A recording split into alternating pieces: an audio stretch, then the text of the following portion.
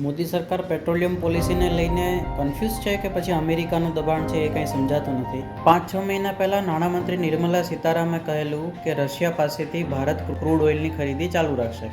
તેમણે એના પહેલાં એવું કહેલું કે રશિયા પાસેથી ક્રૂડ ખરીદવું એ ભારતના ફાયદામાં છે, ભારતીયોના ફાયદામાં છે અને એમાં ભારત કોઈ બાંધછોડ નહીં કરે.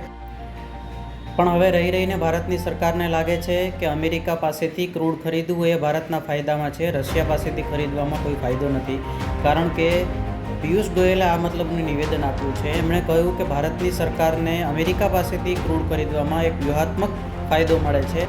પિયુષ ગોયલે તો એમ પણ કહ્યું કે ભારત અલગ અલગ ક્રૂડના સોર્સ ડેવલપ કરી રહ્યું છે, એના ભાગરૂપે અમેરિકા પાસેથી ખરીદશે.